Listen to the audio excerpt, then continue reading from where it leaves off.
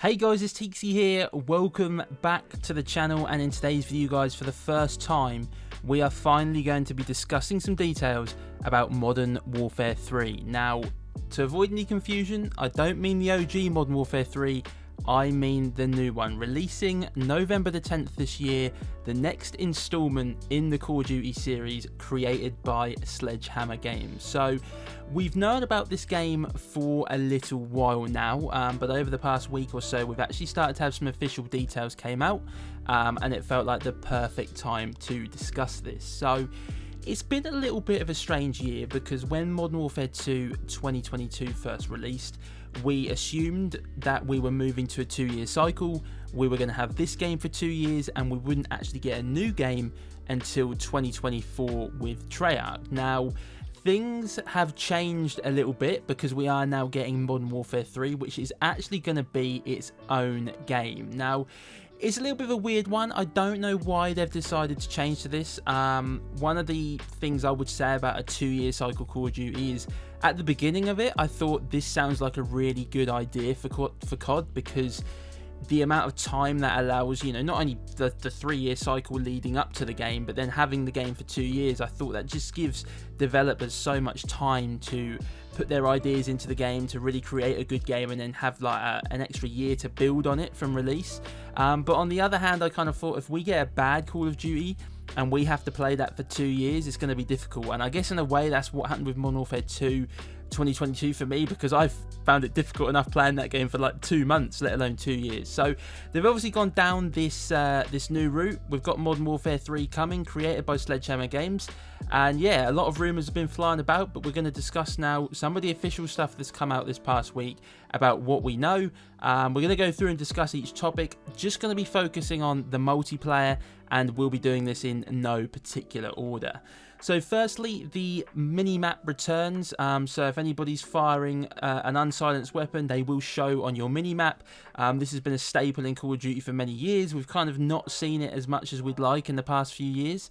So yes, it's a very simple thing. Definitely good to see it's returning. I think it just adds a little bit more pace to the game, just allows people to move around a little bit more, makes it a little bit easier to read things, and I think this is only a positive, and also kind of brings back some form of benefit to using a silencer, because although you could argue that in the last few years, if somebody fires a unsilenced gun, you can hear it. It's so hard sometimes to pinpoint exactly where it is, so it's good to see that the mini-map is returning.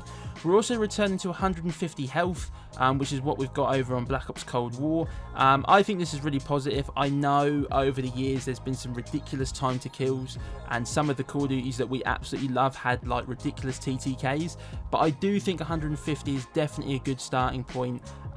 Without doubt, you still die very quickly with certain weapons on 150 health, but I think overall it is a good balance, and I'm glad to see that we are returning to 150. One of the big ones, Dead Silence, is returning as a perk in Modern Warfare 3, and they are also returning, as far as I'm aware, to a classic perk system, meaning that you'll have all of your perks in the loadout available at the start of a match, which is absolutely huge, because what they did in Modern Warfare 2, I don't know why they felt the need to change it, but I really did not like the fact that you didn't have every perk from the start of the game, and the fact that you had to kind of boost up to it, or whatever it was just, yeah, it was ridiculous, and it's good to see that they're returning to a classic system. I do believe that perks are going to be like gear in Modern Warfare 3, so for example, certain boots would give you silent footsteps. I think that's kind of how it's working, but yeah, it's definitely huge to see that not only are they returning to the classic perk system, but Dead Silence returns. A massive thing. Silent footsteps, they've got to be in Call of Duty. It's another staple, very, very basic, and definitely I'm very happy to see that they are returning. Ghost is going to be in the game, but I do believe you are going to have to be moving for Ghost to work, which is absolutely perfect. Again, that is how it works over on Black Ops Cold War, and without doubt that is the best version of Ghost you can have. It's the best way of balancing it. And yeah, for sure, great to have Ghost in the game, but at least people can't sit in corners with it, and it means that if you're using it and you're kind of an aggressive player like myself, it's good to know that you can kind of be on the move, not be seen on the radar. With Dead Silence as well, that could be really huge, and I'm definitely looking forward to being able to run those two perks from the rip together, assuming that you can. We don't know what categories and stuff like that yet, but yeah, good to know that Ghost is in there and you have to be moving. Now the next one, take this with a little bit of a pinch of salt, because I've not actually officially seen that this is going to be in the game, but I have seen that there's a good chance it might be, and that is the Stalker perk from the original Modern Warfare 3. I mentioned it in my Modern Warfare 3 throwback, one of the best perks in Call of Duty history, just how much faster it feels when you're aimed down sight. It just feels amazing, and if that perk does return in Modern Warfare 3, oh my god, it's going to be almost like going back in time. And yeah, really looking forward to it if that's going to be there. War mode is returning. War mode, I think the last time it was seen was possibly World War II, but please do correct me if I'm wrong on that. A mode that I mean, I didn't play a lot of World War II, but I definitely enjoyed the War mode on that game, and I have had fun on War mode, so it's definitely good to see that it's returned, and I think it's always nice to have another option of a game mode that you can play. There is going to be an enhanced movement in the new Modern Warfare 3. Slide cancelling is back, reload cancelling is back, which is huge. I do believe tactical sprint's going to be in the game. I'm not a big fan of tactical sprint, but you know, I'll happy to meet the developers halfway with you know, enhanced movement. I don't want to talk too much on the movement, because I always feel like with movement, until you actually get hands on with the game, it's very, very hard to kind of tell how it's going to be. But I'm not against slide cancelling coming back, and it sounds like they've got some pretty cool ideas for things you can do as well while sliding and stuff.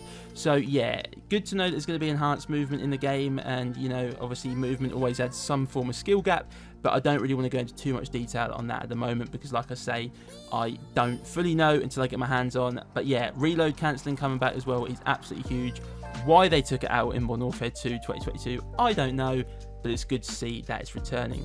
Next up, another very, very basic thing, map voting. Oh my god, I am so happy to hear that map voting is returning.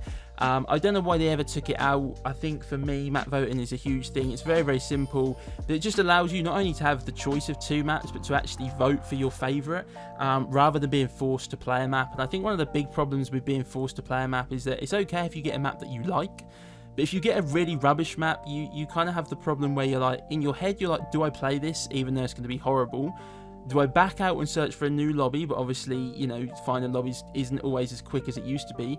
But also, when you keep getting crap maps, a lot of the time people back out, and it just can sometimes take ages to find the game. And I just think map voting kind of removes that, because more often than not, even if not that many people vote, normally the better map will get voted for. So really glad to see that that is returning. On release, we're going to have all of the original Modern Warfare 2 maps remastered from the start, all 16 of them. That is Afghan, Derail, Estate, Favela, High Rise, Invasion, Karachi, Quarry, Rundown, Rust, Scrapyard, Skid Row, Subbase, Terminal, Underpass and Wasteland. They are all going to be there from release, which is absolutely huge news. I know that there'll be some people out there thinking, oh well, it's just recycled content.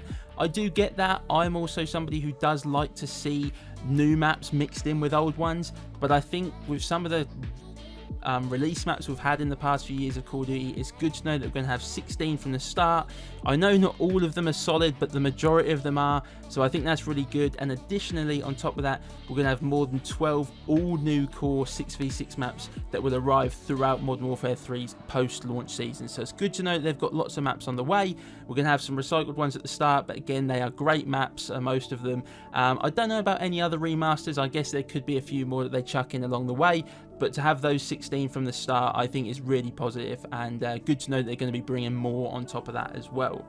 So yeah, on the surface, guys, everything seems at the moment really, really good for this game. I'm not trying to get too hyped, but I am trying to stay positive. I think it's always easy to put Call of Duty down, and you know, I know over the last few years we've been moaning about certain things that we want to see come back, and it feels like at the moment they are ticking a lot of the boxes. So I am really, really excited for this game on what I've heard so far. And yeah, I mean, I know that we've built a lot of this channel off Black Ops Cold War and Treyarch Call of Duties, and I kind of thought we'd be waiting until the next Treyarch installment to get a decent game, but this one at the moment is looking really, really positive. Try not to get ahead of myself too much, but it looks good. I know there'll be some people that will say, well, the game's still going to have skill-based matchmaking, so it's going to be a problem. But for me, as much as I don't like skill-based matchmaking, I feel like I've got to the point as a Call of Duty fan now where I'm like, right, it's always going to be in the game. There's nothing we can do about it. You've just got to get on with it, grin and bear it. If you really hate it, don't play Call of Duty. But I imagine most people will just keep playing it anyway.